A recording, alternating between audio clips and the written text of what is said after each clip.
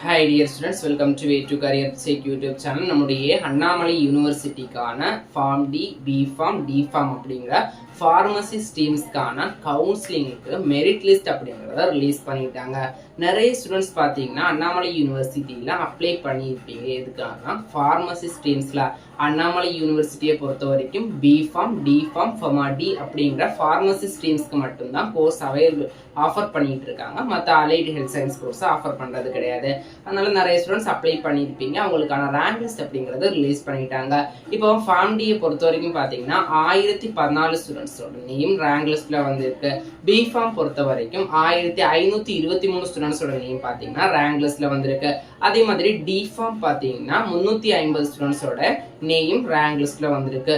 நீங்க அண்ணாமலை யூனிவர்சிட்டிக்கு pharmacy ஸ்ட்ரீம்ஸ்க்கு application போட்டிருந்தீங்க அப்படின்னா மறக்காம ரேங்க் லிஸ்ட்ல உங்களுடைய நேம் இருக்கா அப்படிங்கிறத செக் பண்ணி பார்த்துக்கோங்க. இன்னும் கூடிய சீக்கிரமே அண்ணாமலை யூனிவர்சிட்டியோட கவுன்சிலிங் ப்ராசஸ் அப்படிங்கிறது ஸ்டார்ட் ஆயிரும். அதனால எல்லாருமே ஜாக்கிரதையா இருந்துக்கோங்க.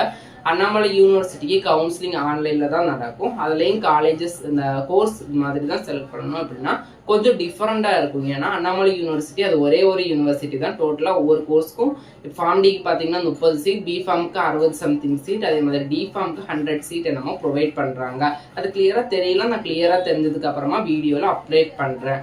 அடுத்து பார்த்தீங்கன்னா நிறைய ஸ்டூடெண்ட்ஸ் அப்ளை பண்ணியிருப்பீங்க. உங்களுடைய நேம் இருக்கா அப்படிங்கிறத செக் பண்ணி பார்த்துக்கோங்க. 3 கோர்ஸுக்கும் பார்த்தீங்கன்னா செப்பரேட்டா என்ன பண்ணியிருக்காங்கன்னா ரேங்க் லிஸ்ட் அப்படிங்கிறத ரிலீஸ் பண்ணியிருக்காங்க. ரேங்க் லிஸ்ட் எதில் போய் டவுன்லோட் பண்ணணும் அப்படின்னா நம்மளுடைய வாட்ஸ்அப் அண்ட் டெலிகிராம் சேனல்லையும் ரேங்க் லிஸ்டோட PDF கொடுத்துருக்கேன். நெக்ஸ்ட் பார்த்தீங்கன்னா அண்ணாமலை யூனிவர்சிட்டியோட அஃபிஷியல் வெப்சைட்ல போயிட்டு அட்மிஷன் அப்படிங்கிற ஆப்ஷனை கிளிக் பண்ணீங்கன்னா கவுன்சிலிங் ப்ராசஸ் அப்படிங்கிற ஒரு ஆப்ஷன் இருக்கும். அதை கிளிக் பண்ணிட்டீங்க அப்படின்னா பி ஃபார்ம், டி ஃபார்ம், ஃபமா டிக்கு தனித்தனியா ரேங்க் லிஸ்ட் வியூ ஆப்ஷன் கொடுத்துருப்பாங்க. அதை யூஸ் பண்ணி பார்த்தீங்கன்னா நீங்க ரேங்க் லிஸ்ட்டை டவுன்லோட் பண்ணிக்கலாம்.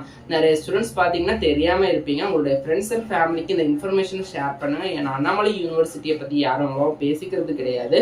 அண்ணாமலை யூனிவர்சிட்டிக்கு பார்த்தீங்கன்னா தனியா கவுன்சிலிங் நடக்கும். அது செப்பரேட். நம்மளுடைய டிஎன் மெடிக்கல் செலக்ஷன் நடத்துகிற கமிட்டியில கவுன்சிலிங்ல அண்ணாமலை யூனிவர்சிட்டி கலந்துக்க மாட்டாங்க. அவங்க தனியாக தான் கவுன்சிலிங் வச்சு அந்த ஃபார்மசி ஸ்ட்ரீம்ஸுக்கு மட்டும் அப்ளிகேஷன் அதாவது அட்மிஷனை ஃபில் பண்ணிட்டு இருக்காங்க.